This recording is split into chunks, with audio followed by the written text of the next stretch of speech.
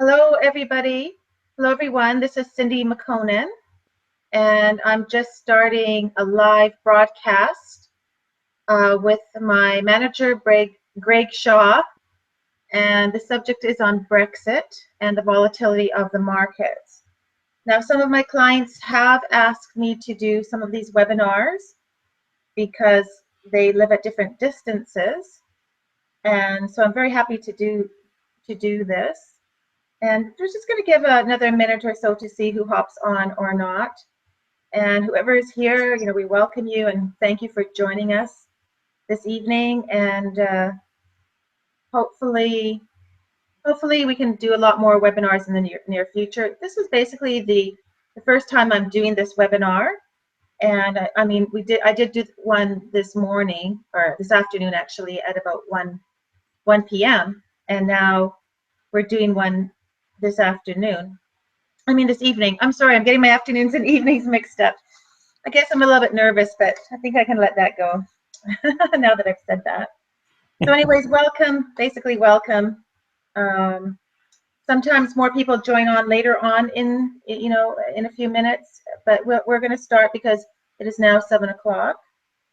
So if you wanted to, I just wanted to say a little bit about the chat. Hopefully you'll see the chat somewhere, either below this webinar or on the left-hand side. Or you can try to look for a little chat icon, which is usually a little blue box with some squiggly lines, and it says chat. And hopefully we can have a few questions at the end if there are any questions. So I want to introduce Greg Shaw. Greg Shaw is the branch manager at the Chilliwack office, and we have Canada Loyal offices all across Canada, and our head office is in Ontario. And Greg Shaw has this EPC designation, which is the Elder Planning Counseling designation. And he's been 15 years in the business, and he has a growing practice in Chilliwack, of which I'm a part of his team. So Greg, if you're ready, can I start with the first question? You certainly can. All right. Well, okay. So number one is, what is Brexit? Well, Brexit basically refers to, it's a shortcut abbreviation for Britain exiting from the EU. And so, of course, on June 24th, there was a referendum in England to vote whether that they would stay in the EU or leave the EU. And what ended up happening was that the leave vote ended up winning by a narrow margin. So they ended up voting 52% in favor of leaving, 48% in voting of staying. And of course, it's that specific event, lovingly referred to as the Brexit now, that people have been worried about the markets and as to what's going on. And it looks like we have not responded. We have a few viewers here on my side that I can see. I just don't know who they are, but that doesn't matter. Whoever it is. I get the email notification when somebody posts a note before I actually see it in the Google chat window. So yeah, that's weird. That's interesting. Very interesting. Or was that you that said hi? I guess that was you that said hi there. No, I thought I had a different one, but well, if somebody's online with us, that's awesome. Welcome. And if you're still figuring out how to join, then I guess we'll see you online shortly. But so carry on. Okay, thanks, Greg. What are the implications of Brexit on the markets? So as far as the implications of the market, the initial implications was obviously fairly dramatic. One thing that the markets do not like, and that is to be surprised. And with the vote going the way it was, obviously the markets reacted quite negatively because nobody expected the UK people to vote that way. And so Initially, there was a big sell-off, followed by a quick rise in the market, sometimes referred to as a dead cat bounce, primarily because at this point, even though the British people have voted to leave the EU, nothing has changed. And as to what's going to happen in the next couple of years, what has to happen is the EU, the British Parliament, they have to invoke Article 50, and at that point, that's when they officially start to separate from the EU, and all the trade agreements that have been in place since 1973 when they first joined the EU has to be renegotiated. So, of course, it'll be remain to be seen in the long term what the effect is going to be, but in the short term, it really won't have that big of an implication. The total overall amount of trade that occurs between the United States and the UK is very, very small. I think my number is about 3% of trade that the United States does with the world. Only 3% of it is with the UK. Canada, we're a bit less. It's about 2.5%. And so it represents a very, very small impact in North American markets. But as far as the UK and the EU goes, they've got a much longer road to deal with this. All right. Well, thanks for that answer. What is the position of De Thomas Financial on Brexit? So De Thomas Financial, they view this as what they call a risk negative result. So what that means when you have a risk negative result is that there's going to be a lot of volatility, specifically in the UK markets and in the EU, just primarily to do with the question of what is going to happen and how is this all going to play out. And in which case, when there's that kind of increased volatility, a lot of people simply decide, you know what, I don't want to have anything to do with Europe or the UK, and so they just sell all their assets overseas and have nothing to do with that. So that's Thomas's view on the Brexit. Right. Okay, that's great. I just wanted to say the reason I asked about De Thomas Financial's view instead of Canada Loyal's view is because De Thomas Financial is our MGA that handles the mutual fund side of things, whereas Canada Loyal handles the life insurance side of things. Do you want to say anything about that, Greg? The difference between Canada Loyal and De Thomas? Well, as far as the differences between the two, obviously De Thomas is our dealer and handles primarily mutual fund investments. There's also some stocks that they do manage as well, and have a portfolio structure. Canada Loyal dealing on the segregated fund side. There's a little bit of a different risk model involved there.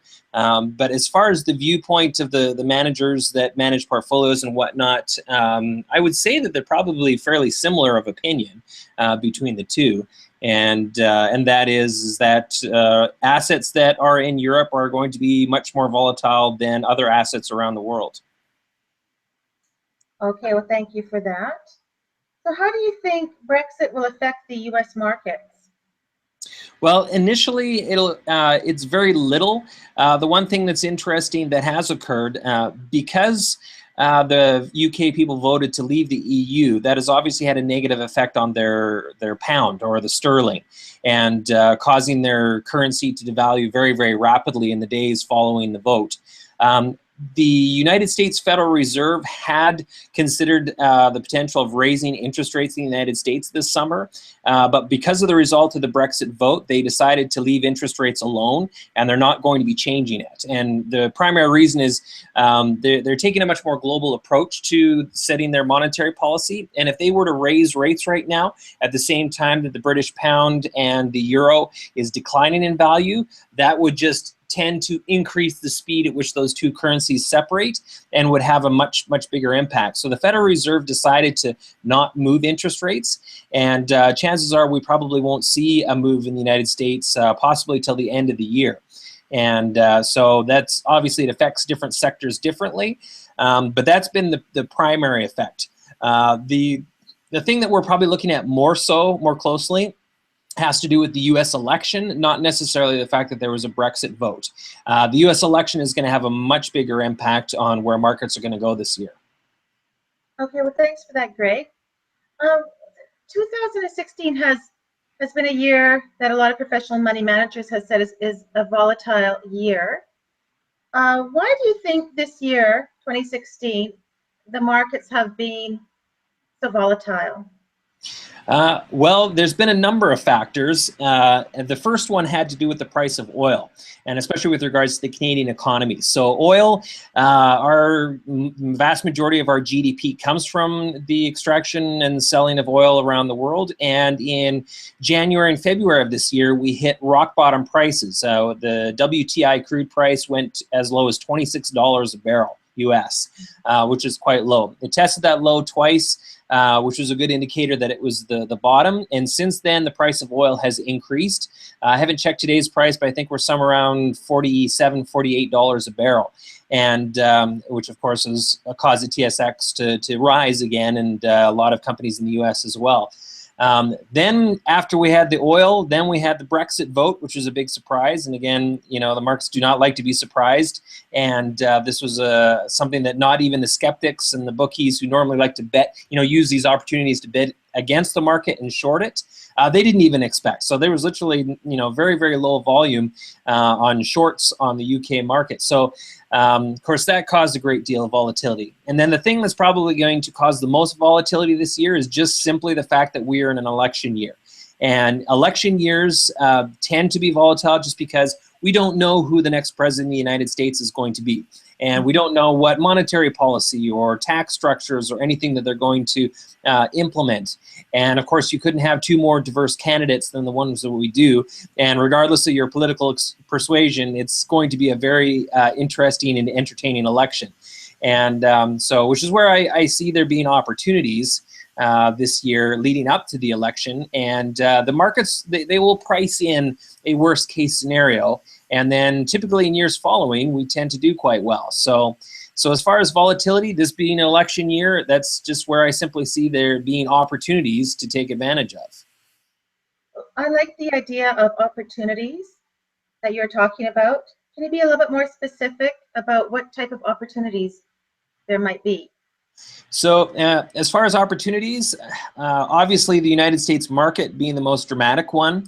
And so if you've been underweight in the US, or maybe you do have US currently, but it's a good opportunity to increase your exposure and add risk. So I'm looking more specifically around October, November as we approach the election.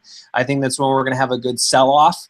And when that sell-off occurs, that just basically represents a great buying opportunity, and that's an opportunity to add to your portfolio. Or even if you've got cash on the sideline, and you're going to be adding, that's one of the places that I'm going to be looking, especially for myself, to take advantage of. Okay, well, thank you for that. One of my clients had asked me this question: what is your forecast for future investing in Q3 and Q4 of this year? Well, my forecast is for more volatility. That's quite simply the order of this year. And of course, that volatility, which is why, my best advice is just to watch and pay attention to what's going on, especially if you do have some extra money to be throwing in, because it is going to be a good opportunity. Come October, November. And then after that, historically speaking, history tells us that in years following an election, the markets tend to do quite well. In fact, I think they increase on average about 13% in the year after an election. And because at that point, we know, okay, for the next 4 years, this is what the monetary policy is going to be, and the markets can price in what the risk is for that. And so they tend to do quite well. And so I'm actually really looking forward to 2017. And that basically means 2016 is the opportunity, and that's my forecast, is take advantage of those dips, because they are going to happen this year. Okay, well, thanks, Greg. The next question is about 2017. You might have answered it already. How do you think 2017 will play out with regard to investments? Well, this is where I firmly believe that we'll be rewarded for our patience. Even if you are just going to be invested in the markets and ride out whatever volatility we have this year. But I think next year we're going to have a reward for our patience, and I think it's going to be a pretty good year, both in Canada and in the United States, and I'm really looking forward to it. Okay, great. That sounds awesome. How has your forecast played out in the past? So, well, Interestingly enough, they say that the average advisor is right about 65% of the time. So obviously, I always hope to be quite a bit higher than that number. But as far as the most recent memory, probably 2008 was the last time I was correct in that 2008 was a great buying opportunity. There was a window of time that if you'd put money in the markets, that it would have done quite well. And one of the things you have to realize is that we don't just throw out advice and say things flippantly. I will actually do what I'm advising my clients to do. And in 2008, I didn't feel like that was the end of the world, and I invested my own money during that time, and I told my clients to do so. And only about 10% of my clients said, you know what, I'll do it. I'm going to trust you that this isn't the end of the world, and they did quite well. And looking back now, of course, hindsight's 2020. I mean, how much money would you have loved to have invested in the markets back in 2008? And especially when you look back over the last 8 years, how the markets have performed. And so I try to be as accurate. I mean, I don't have a crystal ball. I don't do day trading or anything along those lines. But when you look at a more of a long-term approach, you can start to see these windows of opportunity, and this year is definitely one of them. Yes, excellent. Thanks for that. I want to ask you, why do you think only about 10% of your clients invested more money in 2008 at that time? Well, everybody's in a different place. Some of those, I should say, if you go back to 2008, it was a very emotionally stressful year for the markets, and many people were just on the fence as to whether or not they were even just going to stay in the markets, let alone add more money to. Because a lot of time, during that time, a lot of people felt like this was it. And it was pretty serious as far as how the whole banking system came to a grinding halt. And so there was a lot of fear. And back then, the conversation I would have with my clients, I said to them, I says, you know what? I says, have you gone out to eat at a restaurant recently? And they say, oh yeah, no, I went out to Earl's. And so I'd ask them, I says, so was the restaurant like completely empty and you guys were the only ones there? Or was it a full house? And they're like, no, actually, it was a full house. I said, okay. I says, well, did you, watch a Canucks game recently? And like, yeah. I said, so was it like a totally sold out crowd, or was it just a couple people there? And like, no, it was a sold out crowd. And I says, I says, this doesn't sound like the end of the world to me. And so some of my clients said, you know what, actually, no, I don't think this is the end of the world. Some people, that little argument was not convincing enough, and they said, nah, well, we're not going to sell. We're not going to make that mistake. But we just don't feel good about investing any more money, and which is totally fine. Everybody has different tolerances for risk. But some of my clients, about roughly 10% of them, said, you know what, let's do it. Let's add more money.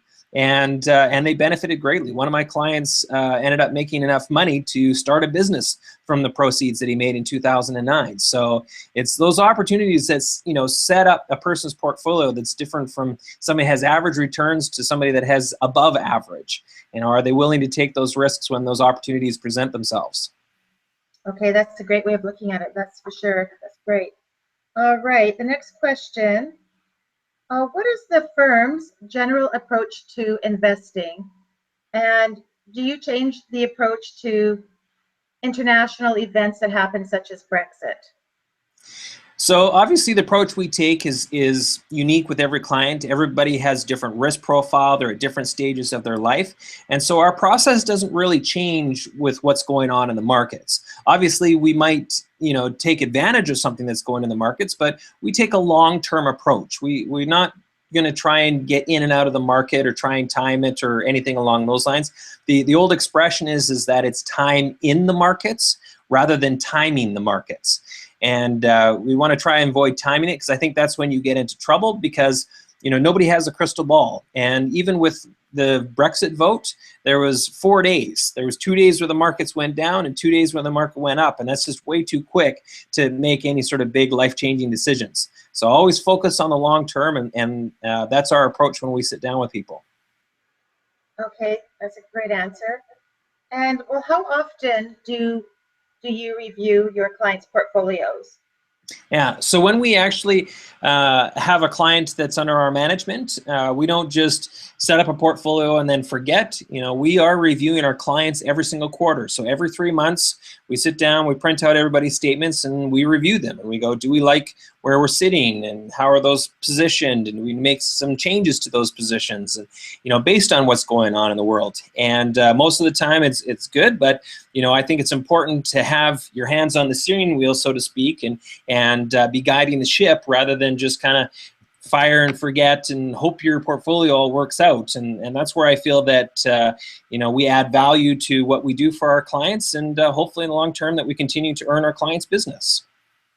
Absolutely, absolutely. But reviewing your clients' portfolios, all of your clients' portfolios every 3 months, isn't that a lot of work? Yeah, it's a lot of work, but it's worth it.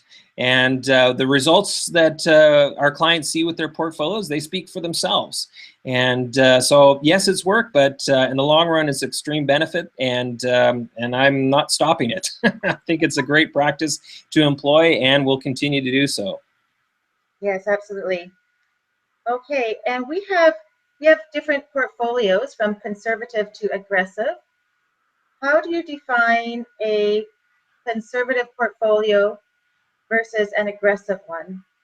So the big difference between a conservative and an aggressive portfolio primarily has to do with how much of the portfolio is in fixed income type products and how much is in equities or in the stock market. So a conservative portfolio will tend to have a larger portion of fixed income with just a small equity portion, and an aggressive portfolio could be 100% in stocks. And even in a stock portfolio, you can have a range of conservative to aggressive. So, for example, Microsoft is what we refer to as a large cap company. It's a very big company, and its stock does not move very much. And you know that if you were to hold it, it's very low volatility. It moves just a tiny, tiny bit.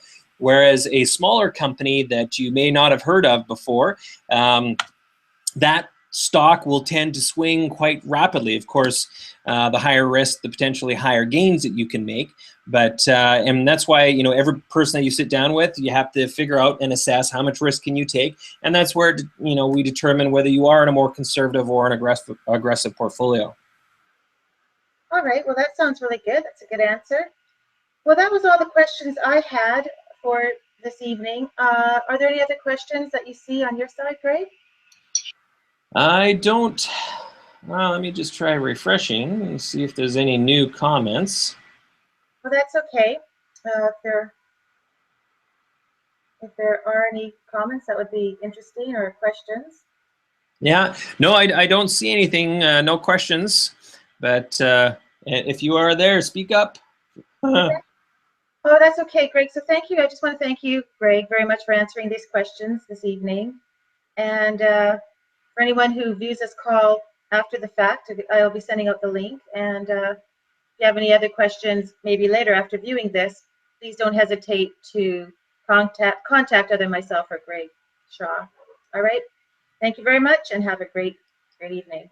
Yeah, thank you very much. And just a final word before you cut off the broadcast. I just also want to make sure that everybody is aware that we do have a retirement seminar that we'll be hosting in Chilliwack at the Coast Hotel on September the 28th at 7 p.m. And we hope that everybody can attend. I think it's going to be a great seminar, and there'll be more great information that will affect your retirement. So you want to make sure you come out for that. So thank you very much for having me, Cindy. It's great, and look forward to doing it again soon. All right. Well, you're welcome. Thank you. All right. Bye-bye then. Bye.